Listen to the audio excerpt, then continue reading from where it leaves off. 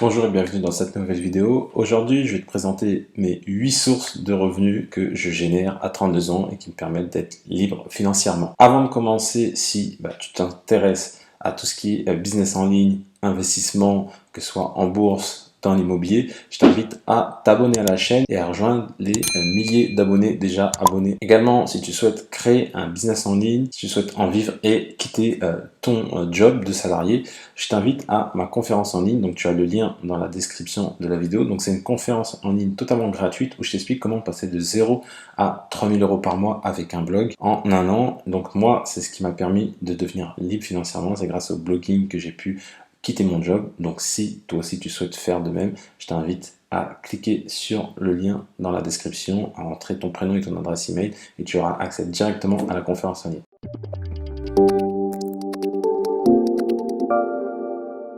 Alors, je vais te présenter mes différentes sources de revenus. Je vais d'abord commencer par les sources de revenus sur Internet et après tout ce qui est placement financier. Donc, je vais commencer par ordre d'importance de la moins importante à la plus importante. Donc, je t'invite vraiment à rester jusqu'à la fin de la vidéo pour avoir vraiment l'ensemble de mes sources. Alors, la première source de revenus, c'est tout simplement la création de business clé en main. Alors, c'est vraiment très intéressant parce que j'accompagne vraiment les clients pas à pas donc dans le sujet du business en question. Donc il y a un coaching qui est fait au téléphone avec la personne et donc on choisit en fonction de ses envies, en fonction de ses compétences, de ses passions, un sujet de blog rentable, de business rentable.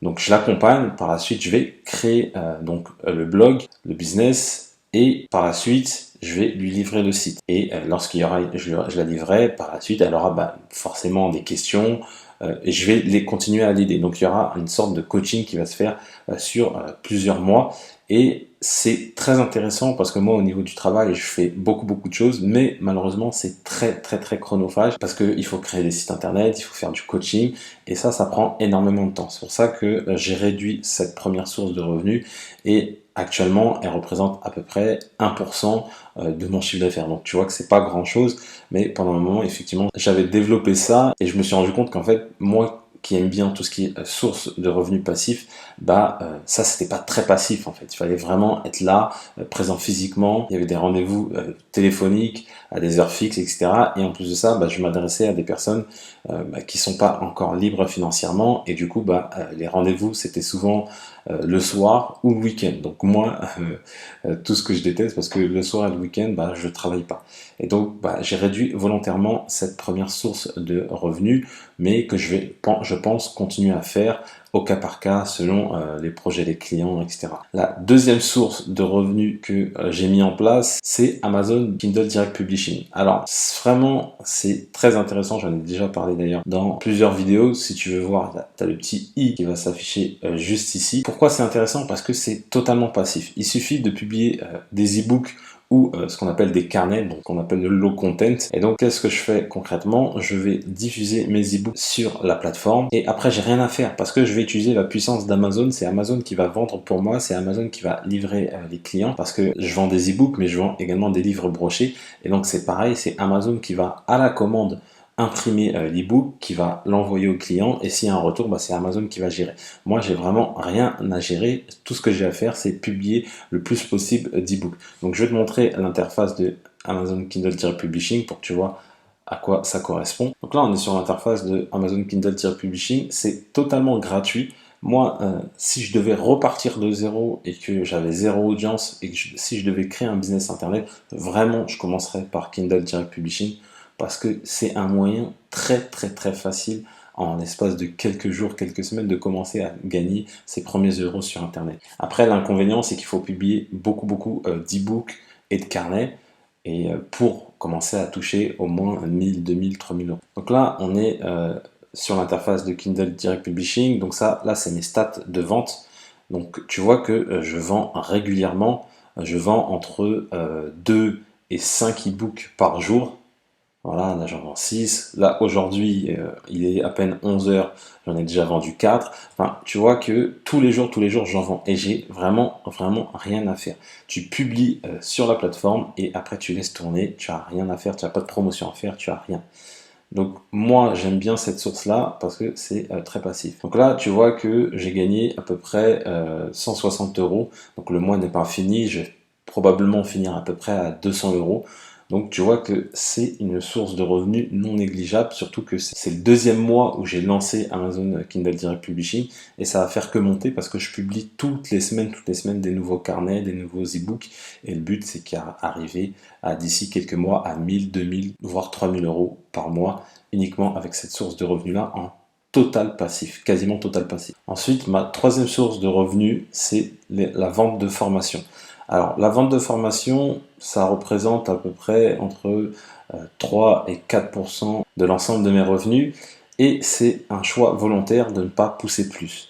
Parce que vendre des formations, c'est assez chronophage. Il va falloir choisir le sujet de la formation, il va falloir tourner les vidéos, il va falloir faire le montage, il va falloir gérer les clients, il va falloir créer les tunnels de vente, créer les séquences mail. Enfin, tu vois que c'est assez chronophage, gérer le SAV, il y aura des retours clients, etc. Donc c'est assez chronophage et moi, je veux vraiment une activité sur Internet qui est la plus passive possible. Ensuite, la quatrième source de revenus que j'ai mis en place, c'est l'affiliation. Alors l'affiliation, comme tu le sais déjà, je pense que j'en ai parlé beaucoup sur la chaîne, c'est le fait de recommander les produits des autres et de toucher une commission.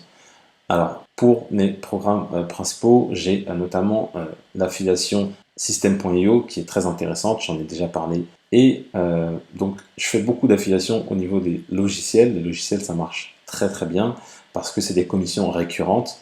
Donc, j'évite l'affiliation de produits physiques qui n'est pas très rémunératrice, sauf si tu fais de l'affiliation avec des produits assez chers. Donc, tout ce qui est affiliation Amazon, j'en faisais un peu, j'en fais toujours un peu, mais voilà, je limite parce que c'est pas là où tu vas gagner le plus. Là où tu vas bien gagner, c'est dans tout ce qui est logiciel principalement, et également tu as dans tout ce qui est affiliation de formation en ligne. Donc tout ce qui est vraiment grosse commission, des commissions élevées. Parce qu'en faisant de l'affiliation via des grosses commissions, tu as besoin d'avoir moins de trafic et d'avoir moins de commissions pour en vivre. Donc moi, c'est vraiment ce que je privilégie, c'est les grosses commissions. Donc sur des produits chers ou des produits avec des commissions récurrentes comme les logiciels. Donc je ne l'ai pas précisé, mais l'affiliation, après ça varie, hein, c'est une moyenne, mais ça représente environ 30 à 35 voire 40% de ce que je gagne en total. Et du coup, je vais te parler de ma dernière source de revenus sur le pilier internet parce qu'il y en a d'autres. Juste après, je vais te les montrer, mais sur le pilier internet, je vais te parler de ma dernière source. Donc, c'est tout simplement Google AdSense. Alors, Google AdSense, c'est le fait d'afficher de la publicité donc via soit ma chaîne YouTube ou soit via des blogs. Donc, à chaque fois que les personnes vont cliquer sur des encarts publicitaires, moi, je vais toucher de l'argent.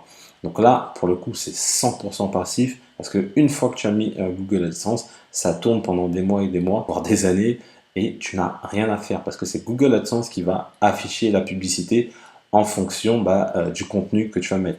Si ton contenu parle de, je sais pas, d'un certain sport, ils vont afficher une pub en relation. Et c'est ce qui va permettre d'augmenter le taux de clic. Je vais te montrer via l'interface Google AdSense combien je gagne en moyenne sur Google AdSense chaque mois. Donc là, on est sur mon interface Google AdSense et je vais te montrer un peu mes transactions, donc les paiements que j'ai reçus des mois précédents. Alors, le mois dernier, j'ai reçu, comme tu peux le voir, 3000 euros. Le mois précédent, 2400 euros. Le mois d'avant, 2200 euros. Voilà, en moyenne, je gagne entre 2005 et 3500 euros par mois via Google AdSense. Moi, j'aime beaucoup Google AdSense. D'ailleurs, j'en parle dans une vidéo. Donc, si ça t'intéresse, tu as le petit i qui s'affiche, tu cliques et tu peux voir vraiment ce que c'est Google AdSense et comment tu peux gagner de l'argent, toi, avec Google AdSense. Du coup, là, tu as vu mes sources de revenus via le pilier Internet. Et maintenant, ce que je fais, parce que on ne sait jamais, il faut pas mettre tous ses œufs dans le même panier. Je pourrais vraiment très bien vivre avec ce que je gagne sur Internet. Mais moi, ce que je fais, ma stratégie, elle est simple, c'est que je réinvestis ce que je gagne sur le pilier Internet vers d'autres piliers. Donc, je vais t'en parler juste après, mais je t'explique vraiment un peu le mécanisme de ma stratégie. Et donc, moi, avant, j'étais salarié, j'ai gagné 2200 euros et mes charges, elles étaient en relation avec ces 2200 euros. Donc, moi, ce que je fais actuellement, c'est que malgré la hausse de mes revenus, je continue à vivre comme si, entre guillemets, j'étais salarié, donc je me paye toujours 2200 euros.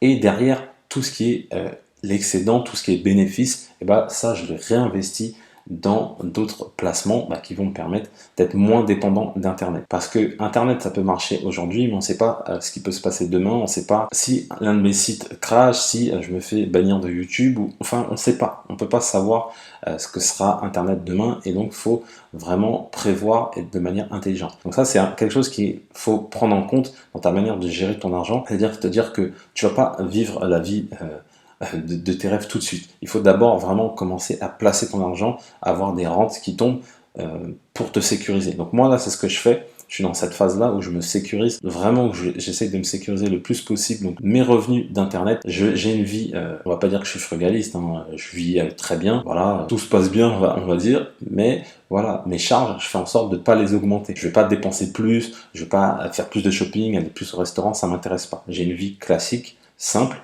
on va dire, plus que classique, j'ai une vie simple, et du coup, ça me permet de prendre mes bénéfices et de les réinvestir. Donc maintenant, je sais que tu te dis, bon, ok, il investit dans quoi? Je vais te donner donc les 3 dernières sources de revenus qui me permettent d'être moins dépendant d'Internet. Donc la première source de revenus que j'ai mis en place, autre qu'Internet, ça a été l'immobilier. Donc ce que j'ai fait, c'est que j'ai investi dans des colocations, donc dans ma ville, dans la ville proche de chez moi, j'ai investi dans 2 colocations.